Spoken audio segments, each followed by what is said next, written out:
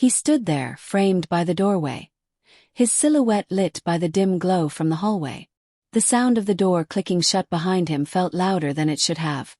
Sharp, final, like the punctuation on a sentence I never meant to write. I froze where I was, half-dressed, my heart slamming against my ribs as his eyes locked on me, and on the man beside me. For a moment no one breathed.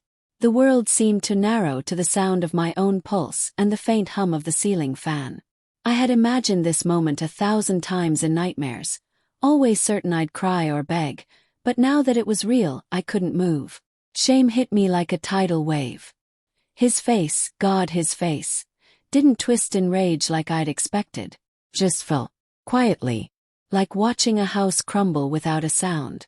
"Get dressed," he said, his voice low, almost calm. That tone scared me more than if he'd screamed.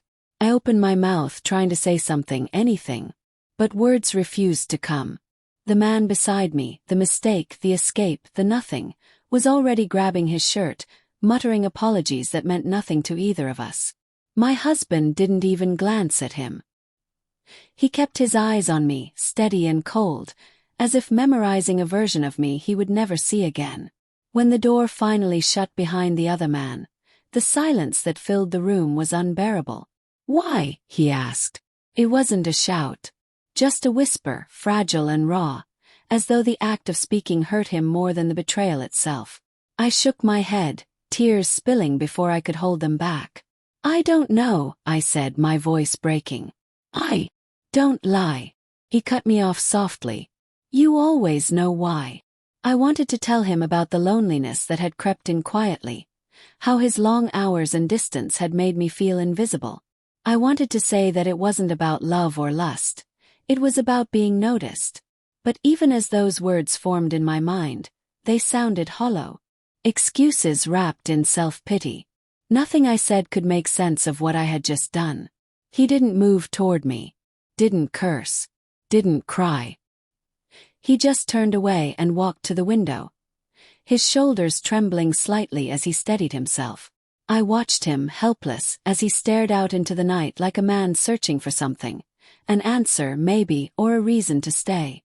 When he finally spoke again, his voice was steady, eerily calm. "You broke something you can't fix," he said. That sentence cut deeper than anger ever could. He walked out of the room, his footsteps echoing down the hall, each one pulling something vital out of me. When I heard the front door close, I collapsed onto the bed, shaking, my tears soaking into the sheets still warm from what I had done. The guilt didn't hit all at once. It spread slowly, infecting every corner of my mind. Days passed, then weeks, and every moment was a replay of that night. His face, his silence, that unbearable calm. I sent messages, left voicemails, begged for him to talk to me. But he never answered. Then one afternoon a mutual friend called. His tone was hesitant. "He's okay," he said. "But he's different. You should probably leave him be." Different. That word haunted me. A month later I found out what different meant. I went to our old house, the one we'd built together, the one he refused to sell even after he moved out. The door was unlocked. Inside, the furniture was gone except for one thing. A small box on the dining table. My name was written on it in his handwriting. Inside was my wedding ring, a photo of us on our honeymoon, and a letter. I hesitated before unfolding the paper, terrified of what he might have written. The letter wasn't angry. It wasn't even bitter. It was heartbreak distilled into ink.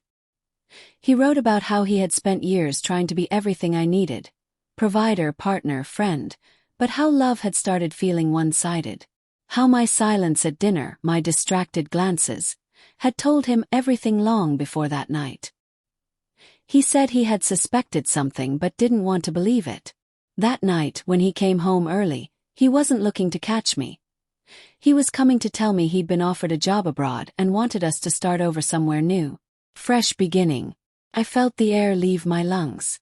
He had been planning to save us. But I had already destroyed everything before he could even try. The letter ended simply.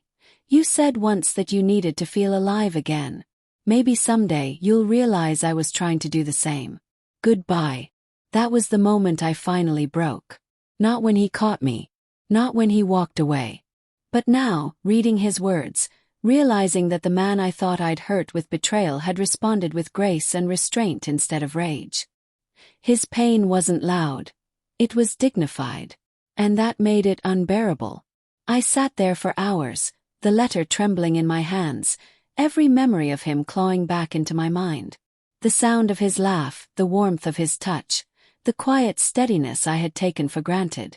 I'd traded all of that for a moment's attention from someone who didn't even remember my birthday. The irony was cruel.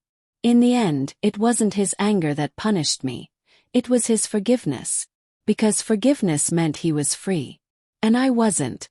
I never saw him again after that day. Friends said he moved overseas, started a new life. I hoped he found someone who saw him the way I once did, before I forgot what love looked like. Every night, I still see that moment in my mind. The doorway, the look on his face, the calm in his voice. It replays like a film I can't turn off. And if there's one truth I've learned since then, it's this. Sometimes the worst pain you can cause someone isn't through cruelty or hatred. It's through breaking the heart of a person who still loved you enough to walk away without revenge. Because anger fades. But quiet heartbreak, it echoes forever.